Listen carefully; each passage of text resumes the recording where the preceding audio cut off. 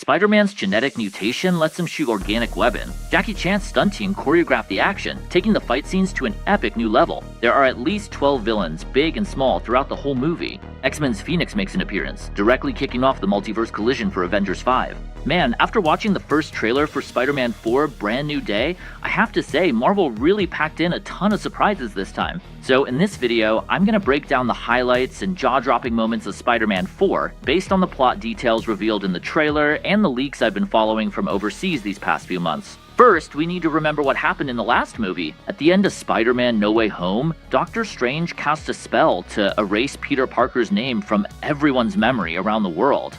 Peter got a fresh start in life, but is there really any reason for this story to keep going? Aunt May's gone and Tony's gone too. His best friend Ned, his girlfriend MJ, and even his classmates don't remember who he is anymore. His family, friendships, and love life have all been reset to zero, and all his top-tier gear and rare resources are no longer within easy reach. Now that Peter has lost everything, he's truly become your down-and-out neighborhood Spider-Man, returning to his role as a street-level hero. The story of Spider-Man 4 Brand New Day officially begins 4 years after the end of the third movie. The trailer opens with a montage of everyday scenes, all setting the tone of a story where he's been forgotten by the whole world. Former best friend Ned and ex-girlfriend MJ have both gotten into MIT, while Peter can only watch from the sidelines, secretly checking their social media accounts in between his daily missions. This is probably what it means to be the most familiar stranger. Next, Peter pulls out a letter, the ending of Hero Turtle, which he wrote by hand to help MJ remember the truth about him. Peter originally intended to read these words to MJ, but after learning that MJ and Ned got into their dream college without being dragged down by him,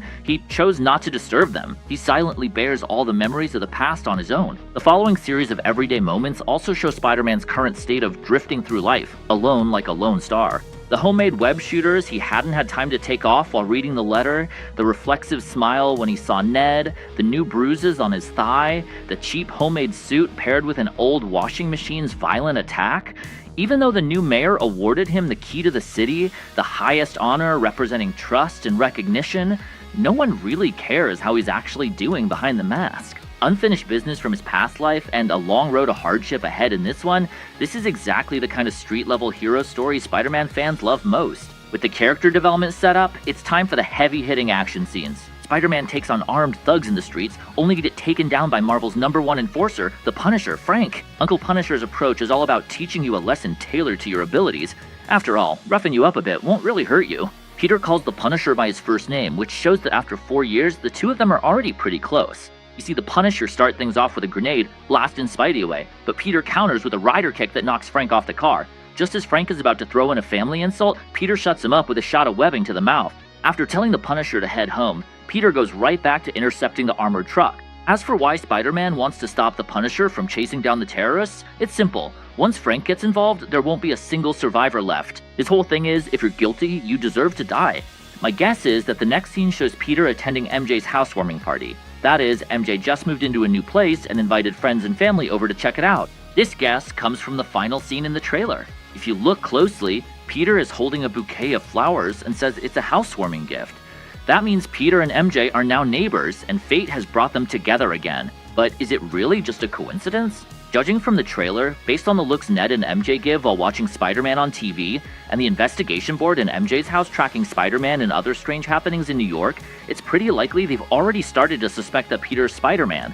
That's probably why they deliberately became his neighbors. But now MJ already has a new love interest, though we still don't know what her new boyfriend's name is. If his name is Harry Osborn, Peter might still have a chance to win her back. But if his name is Paul, then Peter probably won't be able to get her back anytime soon. At this point, half of the trailer has already been shown. Here comes the biggest plot twist in Spider-Man 4. We see Peter suddenly collapse to the ground, and when he wakes up, he's completely wrapped in webs, and even his web shooters are gone. Peter breaks free from the cocoon and falls from a great height. Just as he's on the brink of death, we hear the crisp sound of a web shooter off screen, and Peter suddenly stopped in midair. So what exactly is going on here? There's only one answer. After breaking out of the cocoon, Peter has undergone a genetic mutation just like the Tobey Maguire version of Spider-Man and has gained the new ability to shoot organic webs. In the comics, Peter also once gained the ability to shoot organic webs.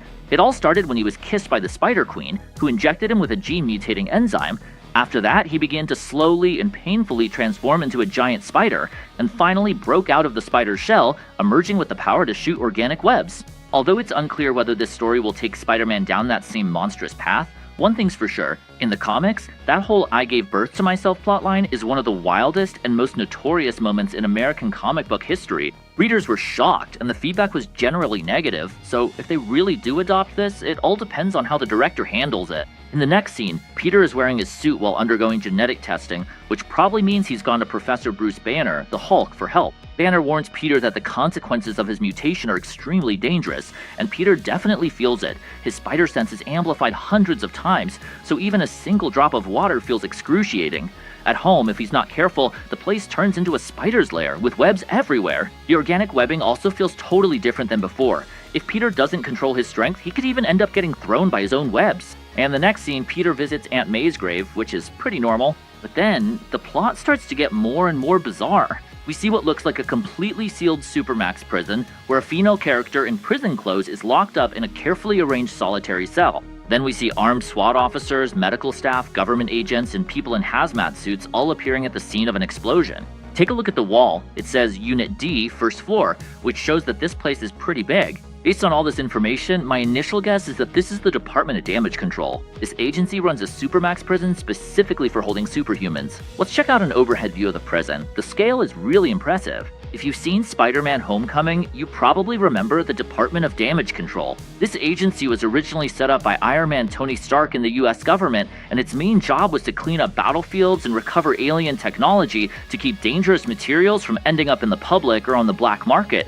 But now their main business is shifted from salvage crew to superhuman enforcement. Because they built an unprecedentedly large super prison that's only half full, the Department of Damage Control is constantly being audited by the Congressional Budget Office, and their budget is facing major cuts. To boost the prison's occupancy rate and prove their own value, the Department of Damage Control started aggressively arresting people to pad their numbers. Now, as long as you have superpowers, you'll be a top priority for the Department of Damage Control. If you use your superpowers in any situation, no matter if your intentions are good or bad, you'll be thrown into that super prison. One more for their stats. In the past, the Department of Damage Control only went up against heroes in shows like She-Hulk, Ms. Marvel, and Wonder Man. But this time, making their debut on the big screen in New Day, their main target is that female character who broke into Peter's house. In last year's leaked New Day trailer, although this female character's face wasn't shown, she did speak.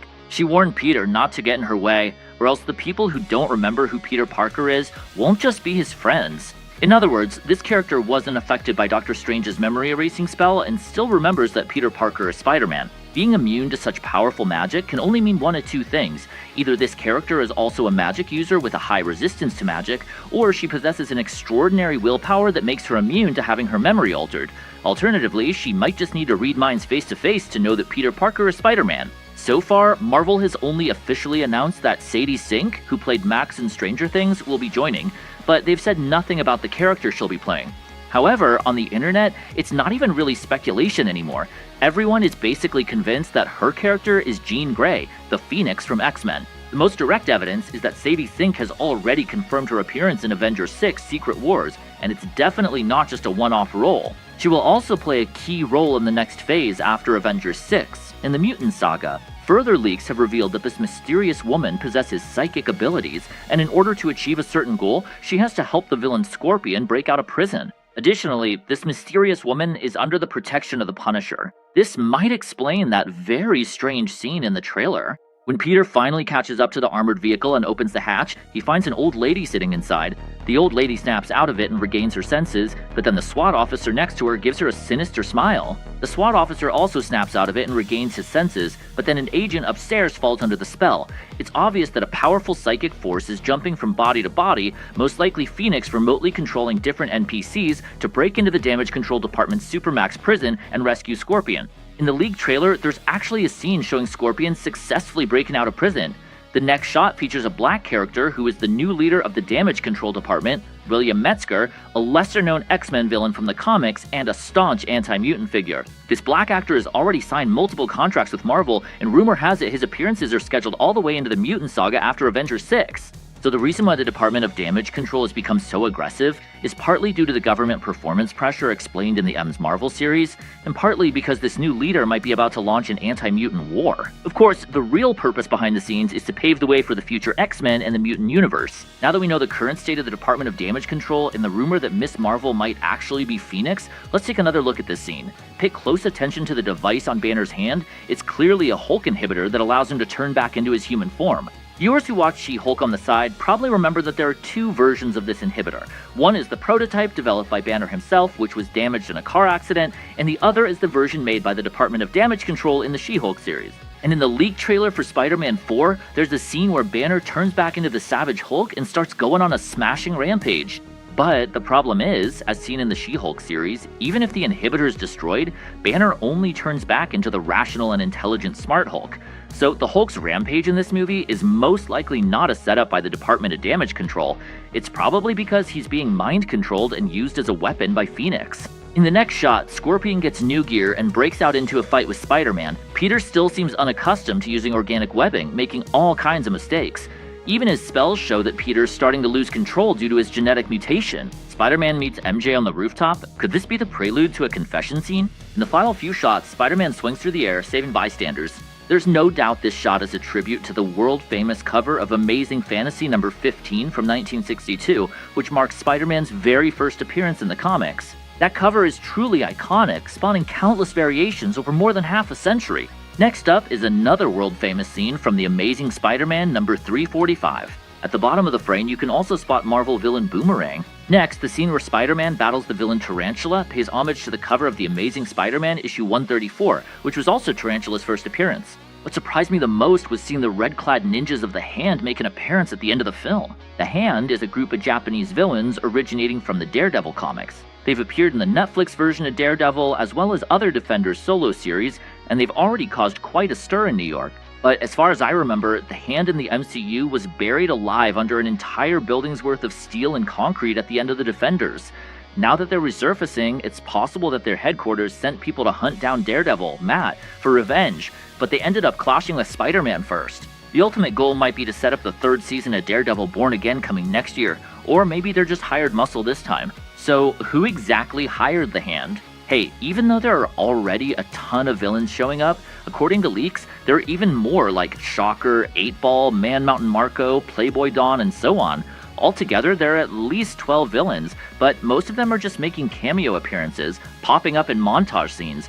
Their total screen time probably does not even add up to a minute. The most popular theory right now is that the real mastermind, Tombstone, hasn't appeared in any of the trailers yet. Scorpion, Boomerang, and Tarantula are all his underlings who follow his orders. All in all, as the first official trailer for Spider-Man 4, Marvel is still keeping a lot of the plot under wraps. Scenes that leaked earlier, like Hulk rampaging in the streets and Punisher saving Spider-Man, have all been cut from this official trailer. What confuses me the most is that Peter wasn't even wearing his mask when he faced the Hand ninjas in the super prison. After his mutation, whenever he loses his temper, his eyes turn black. If you look closely, you can see black lines spreading around his eyes. It's hard to tell if it's bloodshot or if he's gone berserk. It almost feels like he's possessed by venom. The most suspicious shot is this one. It really feels like Daredevil should be underneath Spider-Man, but in this trailer, he's been deliberately edited out. Marvel and Sony actually pulled this kind of trailer trick back when they had the 3 Spider-Men together. Also, at the end of this trailer, there are a few lines of voiceover that really drive home the theme.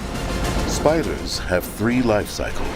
When between... You can interpret these lines from a plot perspective, seeing them as the trials, growth, and rebirth of Tom Holland's Spider-Man, or you can see them as a kind of guide to fate. Because with these voiceover lines, I don't even need to check the credits. I can tell right away it's the famous black actor Keith David. In the world of Western film, TV, and video games, he's the kind of person where you might not know his name, but you definitely remember his voice. That deep, commanding, and story-rich voice of his is often used for leaders, pioneers, or wise mentors.